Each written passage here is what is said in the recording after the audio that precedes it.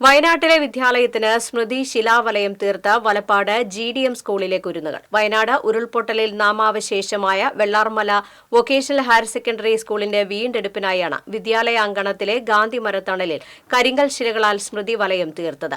100 square ഫീറ്റിൽ അധികം വലിപ്പമുള്ള ശിലാവലയത്തിൽ വയനാടൻ സംസ്കാരത്തെ പ്രതിഫലിപ്പിക്കുന്ന ദൃശ്യങ്ങൾ ഗോത്രകലയെ വാർലി ചിത്രങ്ങളാൽ അവതരിപ്പിച്ചിട്ടുണ്ട്. വീടുകളിലെയും ആരാധനാലയങ്ങളിലെയും പൊതുസ്ഥാപനങ്ങളിലെയും മാതൃകകൾ ശിലാവലയത്തിലുണ്ട്. വെള്ളാർമല വിദ്യാലയത്തിന്റെ വിവിധ ബ്ലോക്കുകളുടെ രൂപമാതൃകകളും വിദ്യാർത്ഥികൾ ശിലാവലയത്തിൽ ഒരുക്കിയിട്ടുണ്ട്. പരിസ്ഥിതി ദുരന്തത്തിന്റെ ഓർമ്മകളും പരിസ്ഥിതി സംരക്ഷണത്തിന്റെ ആവശ്യകതയും ഓർമ്മപ്പെടുത്തുക കൂടിയാണ് ഈ ശിവാലയം.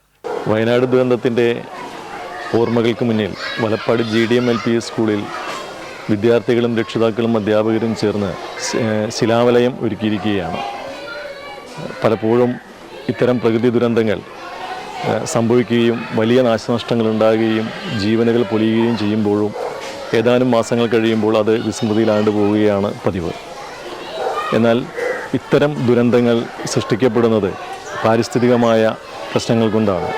മനുഷ്യൻ്റെ അശ്രദ്ധമായിട്ടുള്ള പ്രകൃതി ചൂഷണത്തിൻ്റെ ഭാഗമായിട്ട് തന്നെയാണ് ഇത്തരം ദുരന്തങ്ങൾ ഉണ്ടാകുന്നതെന്നാണ് വിലയിരുത്തപ്പെട്ടിരിക്കുന്നത്.